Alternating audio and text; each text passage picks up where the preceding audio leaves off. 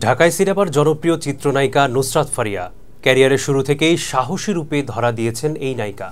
খোলামেলা পোশাকের কারণে বিভিন্ন সময় নেটিজেনদের তোপের মুখে পড়তে হয়েছে তাকে। শুধু তাই না, ধনাঢ্য ব্যক্তিদের সঙ্গে বিদেশে ঘুরে বেড়িয়েও নানা সময় আলোচনার শিকার হয়েছেন তিনি। এবার সাবেক সরকারের ডাক, টেলিযোগাযোগ ও তথ্য প্রযুক্তি মন্ত্রণালয়ের প্রতিমন্ত্রী জুনায়েদ আহমেদ পলকের সঙ্গে অবৈধ সম্পর্কের জেরে আবারও তোপের মুখে এই নায়িকা। গুঞ্জন উঠেছে সাবেক সরকারের ডাক, টেলিযোগাযোগ ও তথ্য প্রযুক্তি মন্ত্রণালয়ের প্রতিমন্ত্রী জুনায়েদ আহমেদ পলকের সঙ্গে ঘনিষ্ঠ সম্পর্ক ছিল এই নায়িকার। একাধিক গণমাধ্যমের মতে পলকের মেজাজ খারাপ হলেই নাকি ডাক পড়ত নুসরাত ফারিয়ার। অভিনেত্রীর ফিটনেসের প্রতি নাকি বিশেষ আকর্ষণ ছিল পলকের। শুধু তাই নয়, সাবেক এই প্রতিমন্ত্রীর সঙ্গে সম্পর্কে জড়িয়ে নুসরাত ফারিয়া নিজের 9 বছরের প্রেম ও বাগদান ভেঙে দেন বলেও গুঞ্জন উঠেছে বিনোদন পাড়ায়।